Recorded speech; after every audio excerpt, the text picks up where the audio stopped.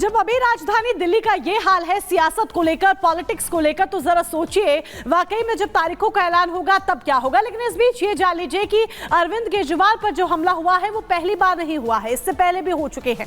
कब कब हमले हुए हैं सिलसिलेवार तरीके से आपको बताते हैं। 2022 गुजरात में केजरीवाल पर किसी ने प्लास्टिक की बोतल फेंकी। 2019 की बात कर लीजिए, दिल्ली में रोड शो कर रहे थे अरविंद केजरीवाल, तब रोड शो के दौरान किसी ने थप्पड़ मार दिया।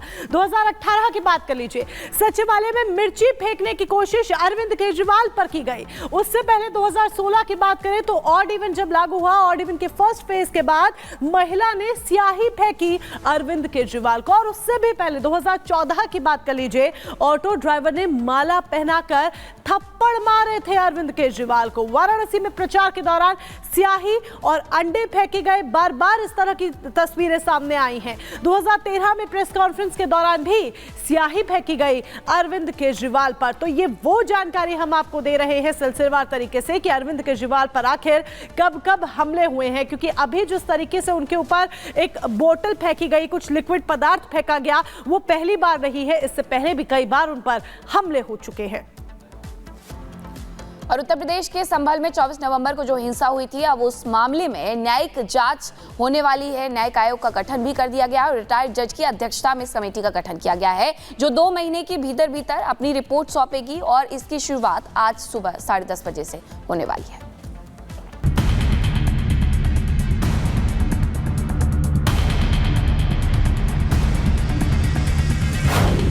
संभल हिंसा में किसकी साजिश?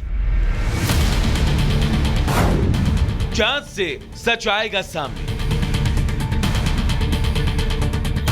5 लोगों की मौत, 7 FIR, 2 दर्जन से ज्यादा गिरफ्तारी, 2500 से ज्यादा लोगों के खिलाफ केस दर्ज। यह यूपी के संभल हिंसा के आंकड़े हैं, जो बीते 24 नवंबर को जामा मस्जिद के सर्वे को लेकर भड़की हिंसा के बाद संभल में कोहराम मचा था। हिंसा की आग में झुलसे संभल को संबल देने वाला कोई नहीं है, लेकिन अब हिंसा के पीछे की साजिश का सच सामने लाने की तैयारी है। सरकार ने हिंसा की जांच के लिए जिस न्यायिक आयोग का गठन किया है, वो टीम आज सुबह 10:30 बजे संभल पहुंचकर जांच शुरू करेगी। अधिकारियों के मुताबिक संभल पहुंचकर आयोग की टीम यह पता लगाने की कोशिश करेगी कि यह हिंसा अचानक हुई या सुनियोजित थी। इस हिंसा के पीछे कोई षड्यंत्र तो नहीं था। इसके अलावा आयोग ये भी जांचने की कोशिश करेगी कि कानून व्यवस्था कायम रखने के लिए पुलिस प्रशासन ने क्या प्रबंध किए। अन्य 2 सवालों में किन कारणों या हालातों में हिंसा हुई और ऐसी घटनाओं को भविष्य में रोकने के लिए क्या इंतजाम होने चाहिए, इसके साथ ये भी देखा जाएगा कि संभल प्रशासन ने अब तक इस हिंसा को लेकर क्या रिपोर्ट तैयार किया है। वह यूपी सरकार ने साफ कर दिया है कि जो भी दोषी होगा उसके खिलाफ सख्त कार्रवाई की जाएगी।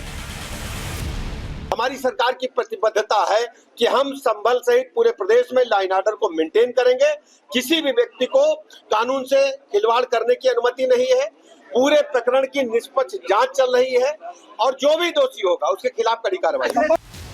एक तरफ हिंसा के पीछे की साजिश का पता लगाने की कोशिश हो रही है, तो वहीं हिंसा के बाद जमकर सियासत भी हो रही है। विपक्ष पीड़ित परिवार को मुआवजे का मरहम लगाकर सरकार को घेर रहा है। संभल में हुई हिंसा में भाजपा सरकार और प्रशासन की नाकामी से अपनी जान गंवाने वाले मृतकों के परिजनों को समाजवादी पार्टी 5-5 लाख रुपए की आर्थिक सहायता प्रदान करेगी। यूपी सरकार मृतकों के परिवारों को 25-25 लाख रुपए का मुआवजा दे। सपा के मुआवजे के मरहम पर बीजेपी ने सपा और अखिलेश को घेरा। कहा सपा दंगाइयों को प्रोत्साहन दे रही है। हिंसा में मारे गए दंगाइयों को समाजवादी पार्टी ने 5-5 लाख रुपए की आर्थिक मदद की घोषणा की है। समाजवादी पार्टी एक तरह से दंगा करने वाले और हिंसा करने वालों को प्रोत्साहित कर रही है, प्रोत्साहन दे रही है कि आप पुलिस के ऊपर पत्थर फेंकिए, छुरी चलाइए, चाकू चलाइए, आपके साथ समाजवादी पार्टी और अखिलेश यादव खड़े रहेंगे। संभल हिंसा को लेकर संसद से सड़क तक घमासान मचा है। वहीं अब सबकी निगाहें जांच आयोग की रिपोर्ट पर टिकी हैं। उम्मीद है जांच आयोग की रिपोर्ट से संभल को संबल मिलेगा। Bureau report, Republic Bharat. तो संभल में जिस तरीके से हिंसा भड़की थी उसके बाद अभी तक क्या कुछ हुआ है, अब आपको वो भी बता देते हैं कि किस तरीके से जो एफआईआर है उनकी संख्या बढ़ गई है, उसमें दर्ज लोगों की संख्या भी बढ़ गई है। अभी तक 2700 एफआईआर जो है उसमें 2700 लोगों के नाम है। 19 नवंबर को मस्जिद को हरिहर मंदिर बताया गया, जिसके बाद याचिका दाखिल की गई। उसी दिन याचिका पर सुनवाई होती है और 4 बजे एडवोकेट कमिश्नर ने सर्वे का आदेश दे दिया। शाम 5:30 बजे याचिकाकर्ता और एडवोकेट कमिश्नर डीएम से मुलाकात करते हैं। सर्वे टीम की मुस्लिम पक्ष के साथ भी इस दौरान मीटिंग होती है और शाम 7:30 बजे पहले दौर के सर्वे का काम पूरा हो जाता है। अब 24 नवंबर आता है। 24 नवंबर को हिंदू मुस्लिम पक्ष दूसरे दौर के सर्वे के लिए वहां पर पहुंचते हैं। मस्जिद के बाहर इस दौरान भीड़ जुट जाती है, लोगों ने पथराव किया। हिंसा में 5 लोगों की मौत हो गई है, 20 से ज्यादा पुलिस वाले घायल हुए और इस पूरे मामले पर सपा सांसद जियाउर रहमान बर्क समेत 2700 से ज्यादा लोगों पर एफआईआर दर्ज कर ली गई है। तो संभल हिंसा में अभी तक ये सब कुछ हुआ है। 2700 से ज्यादा लोगों पर एफआईआर दर्ज कर ली गई है। कई लोगों से पूछताछ भी की जा रही है।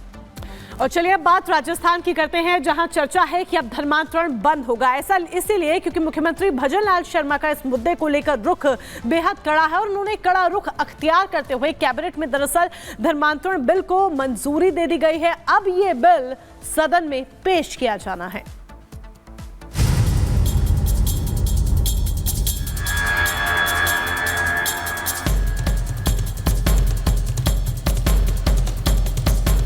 अब राजस्थान भी उन राज्यों में शामिल होने जा रहा है जहां धर्मांतरण बिल लाकर उसे लागू किया गया है।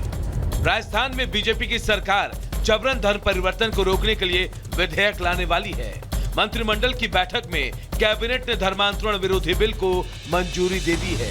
ये विधेयक आगामी विधानसभा सत्र में पेश किया जाएगा, जिसके बाद इसे राज्यपाल और राष्ट्रपति के पास मंजूरी के लिए भेजा जाएगा।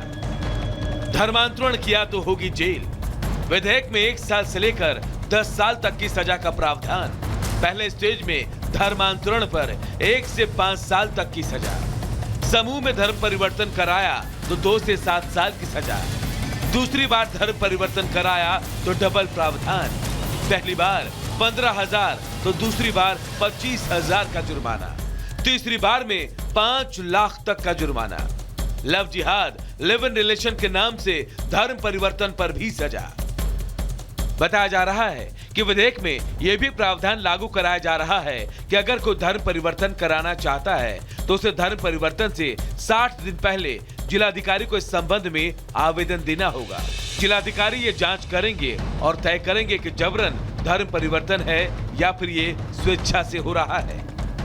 धर्मांतरण में लोगों को प्रलोभन देकर और उनको अज्ञानता में धर्म परिवर्तन करा दिया जाता था, उसको लेकर सभी राज्यों से की समीक्षा करते हुए अन्य राज्यों में भी ये नीति तैयार की गई। उनकी समीक्षा करते हुए और एक अलग अलग कैटेगरीज वाइज उनके सज़ा का प्रावधान किया गया है ताकि लोगों को जबरन धर्म परिवर्तन नहीं कराया जा सके।